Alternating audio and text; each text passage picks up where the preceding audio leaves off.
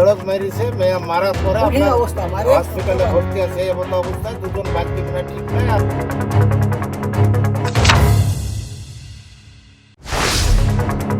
আবারও আক্রান্ত মুর্শিদাবাদের সীমান্তের 5 পরিযায়ী শ্রমিক। এবার ভারতের অর্থনৈতিক রাজধানী মুম্বাই শহরে আক্রান্ত সাগরপাড়া থানার 5 যুবক। গোটা ঘটনায় আতঙ্ক দেখা দিয়েছে সীমান্তের গ্রাম সাহেবনগর ও খয়রামারি এলাকায়। যদিও পুলিশ সূত্রে দাবি করা হয়েছে রবিবার সন্ধ্যায় এ রাজ্যের পুলিশের তৎপরতায় সেখানকার পুলিশের কাছ থেকে ছাড়া পেয়েছে ওই 5 শ্রমিক। সুনিতা, মুর্শিদাবাদের সর্বকালের সেরা এবং ঐতিহাসিক বস্ত্র প্রতিষ্ঠান। বিয়ের কেনাকাটা থেকে শীতের পোশাক, নামি ব্র্যান্ড, সেরা দাম, একটাই নাম সুনিতা। ওর নাম্বারটা নাই, অন্য মোবাইলে ফোন সে আস্তে আস্তে করছে আর এমনভাবে কান্দাকাটি করছে, মানে আমার চোখেরও মানে জল বেরিয়ে গেল। আমাদেরকে মেরে থয়নি, মেজো আব্বা যত রকমের ডকুমেন্টস ছিল সব নিয়ে নিয়েছে, কিচ্ছু নাই। দিয়ে আমাদেরকে তাড়িয়ে দিল, দিয়ে আবার সকাল 9টার সময় আমাদেরকে দেখা করতে বলেছে। হ্যাঁ, আমরা থানায় গেলাম, লিখিতভাবে বড়বাবুকে ডায়েরি করলাম, বড়বাবুর সঙ্গে আমরা কথা বললাম, আমরা সাংবাদিক এনেছিলাম। ওইখানে সাংবাদিক আমাদের রিপোর্টগুলো নিল, সব করলো। বড়বাবুর ঘরে গেলাম, বড়বাবু বললো তো আমরা দেখছি ব্যাপারটা। হ্যাঁ, দেখছি বলে তো বাড়িতে এসে শুনছি যে আবার 2 জন নাকি হসপিটালে ভর্তি আছে। দীর্ঘদিন থেকেই সাগরপাড়া থানার সাহেবনগর গ্রামের জাহাঙ্গীর শেখ ও খয়রামারির খানপাড়া এলাকার আরসেলিম খান, ফারুক মোল্লা, মনিরুল ইসলাম ও আসাদুল মোল্লা মুম্বাইয়ের ক্যাফে প্যারেড থানা এলাকায় থাকে। মূলত নির্মাণ শ্রমিকের কাজ করে তারা। শনিবার সেখানে হানা দেয় মুম্বাই পুলিশ। অভিযোগ, বাংলায় কথা বলার জন্য বাংলাদেশি ভেবে তাদের তুলে নিয়ে গিয়ে বেধড়ক মারধর করা হয়। চলুন কি বলছে পরিবারের সদস্যরা, শুনে নেওয়া যাক।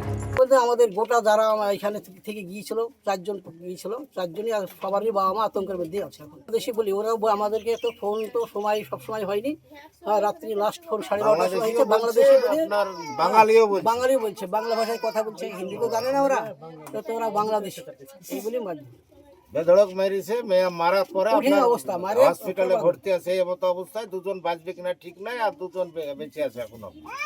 আমরা সর্বতভাবে দলীয়ভাবে সমস্ত সাংবাদিক থেকে শুরু করে নেতৃত্ব থেকে আমরা সাহায্য চেয়েছি যে আমাদের এই ছেলেগুলোকে উদ্ধার করে দেওয়া হোক। বিধায়ককেও জানানো হয়েছে, সকালবেলায় গিয়েছিলাম, বিধায়ক সাহেব ওসির সঙ্গে কথা বলেছেন।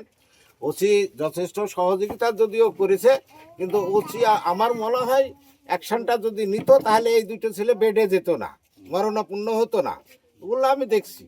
উনি যে অসহযোগিতা করেছে তা বলেনি, খারাপ দুর্ব্যবহার কিছুই করেনি, কিন্তু অ্যাকশনটা আমার মনে হয় কিভাবে উনি নিয়েছেন জানি না। ওনাকে জানানোর পরেই এই ঘটনাটা ও দুজনকে বেডে পাঠিয়ে দিয়েছে।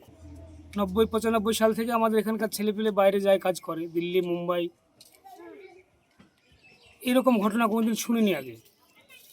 রিসেন্ট আমাদের এই সরকারটা কেন্দ্রে আসার পর থেকে এটা বেশি হচ্ছে। আগে শুনিনি, এখন কিন্তু শুনতে পাচ্ছি। ম্যাক্সিমামে ওই বাঙালিদের target, Bangali, not Hindu, not Muslim, target Bangali. Bangla কথা বললেই তাকে বাংলাদেশে আখ্যা দিয়ে কোথাও পিটে মেরে ফেলা হচ্ছে, কোথাও ধরে নিয়ে গিয়ে পুলিশ টর্চার করছে। শিখ বলছে তুই বল বাংলাদেশি, না হলে তাকে বাংলাদেশি বলই নিচ্ছে। এরকম রিপোর্টও আসছে আমাদের কাছে। দেখুন, আমরা যেখানে বাস করি, আমাদের ওয়েস্ট বেঙ্গল, সেটা কিন্তু নিয়ারেস্ট একটা কান্ট্রি বাংলাদেশ। তাদের সঙ্গে আমার সেম টু সেম মিল আছে, ভাষা বলেন, পোশাক আশাক সব কিছু। সেটা দেখে বিচার করলে তো হবে না, দেখতে হবে তো আমার আইডেন্টি দেখতে হবে। আমাকে ভারত সরকার যে আইডেন্টি দিয়েছে সেটা দেখতে হবে। আর আমি বাঙালি বলে এই নয় যে ভারতবর্ষের অন্য স্টেটে গিয়ে কাজ করতে পারবো না, কারণ অন্য স্টেটের লোকজনও এসে বাংলাতে কিন্তু কাজ করছে। আপনি কলকাতায় দেখুন না, বিহার, ঝাড়খণ্ডের ভরি ভরি লোক কলকাতা থেকে ব্যবসা করছে, তারা রুজি রোজগার করে খাচ্ছে। কই আমরা তো তা সেটা করি না, করতে পারি না। তো বাঙালিরা এটা করে না। গোটা ভারতবর্ষে প্রত্যেকটা স্টেটে দেখবেন বাঙালি ছাড়া কোনো কাজ ওঠে না। তাহলে বাঙালিকে যদি ওরা এইভাবে হ্যারেস করে, তাদের কাজগুলো কে করবে? রাজ্য সরকারের